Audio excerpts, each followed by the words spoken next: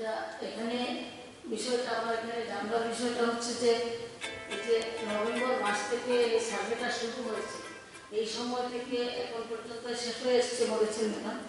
তো এই সময়ের মধ্যে এই সার্ভে চলাকালীন সময়ে বাঁকা বন্ধ আছে না সবাই পাচ্ছেন? কারণ আমাদের কাছে এটা আমরা যতটুকু জানি যে বাতা সার্ভে চলার সময়ে বাতা প্রকল্পের টাকা অনেকেই পাচ্ছিলেন না। সবার কাছে পাওয়া যেতে পারেনি, যাদের কাছে থেকে খবর পাওয়া গেছে যে অনেকের কাছে সেটা যাচ্ছে না। যদি না হয় তাহলে কেন, এবং যাতে এই সার্ভেতে যারা এলিজিবল হবেন না তারা তো নিশ্চয়ই বাদ পরিণত ব্যক্তি কেন পাবে? তো সেটা তো আমরা আগেও করেছি, এখনো চলছে, তো এটা চলতে থাকবে। কিন্তু এই যে সময়টার মধ্যে বাতাটা বন্ধ আছে কিনা এবং থাকে, যদি থাকে তাহলে কেন, সেটাই জানতে চাই ম্যাডামের কাছে।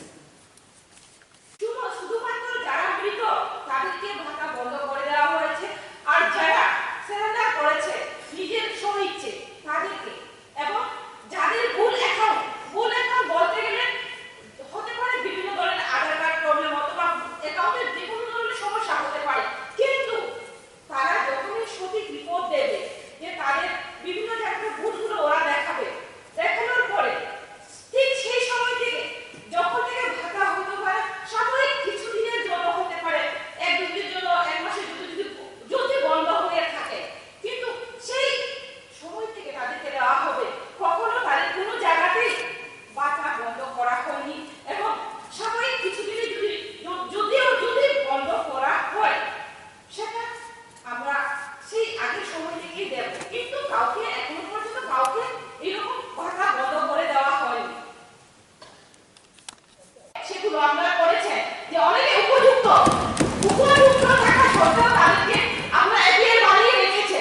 যদি প্র্যাকটিক্যালি যে গাইডলাইন এমএসএপি গাইডলাইন অনুসারে যদি দেখা যায় ফিল্ড ভেরিফিকেশন করার পরে যে ওই ব্যক্তি উপযুক্ত, তাহলে অবশ্যই আমরা সেটা বিবেচনা করে দেখব।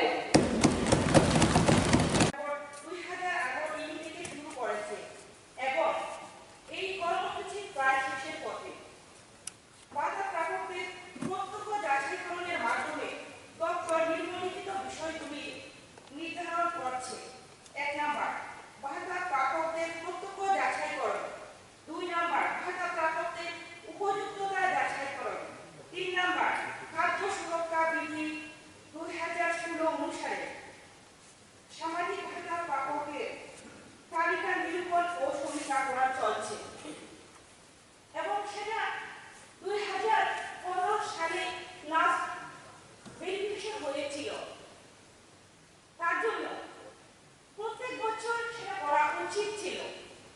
আজকে আমাদের নতুন সরকার আসার পরে আমরা সুস্থের অডিট করছি, সেটা অত্যন্ত দরকার। কেননা আমরা দেখেছি আজকে ত্রিপুরা রাজ্যের জনগণ স্বচ্ছতা চায়, এবং আজকে যারা এই হাউজে আসেন তারা সকলে স্বচ্ছতা চায়, তার জন্য ভেরিফিকেশন হচ্ছে।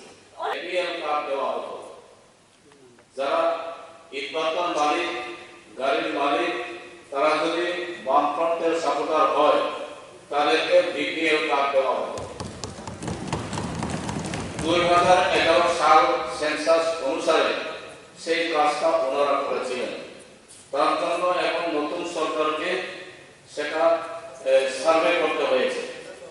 এখন সার্ভে করার সময়ও সিডিপিওর কাছে হিয়ারিংয়ে যায়, এবং সিডিপিওর কাছ থেকে সেরে ডিস্ট্রিক্ট ইন্সপেক্টরের কাছে হিয়ারিং করতে হবে। ডিস্ট্রিক্ট ইন্সপেক্টরের পরে ডাইরেক্টরেটে হিয়ারিং এর জন্য পাঠানো হবে। আমি নিজেও আমার ব্লকে সেই অফিসারদের সঙ্গে আলোচনা করেছি।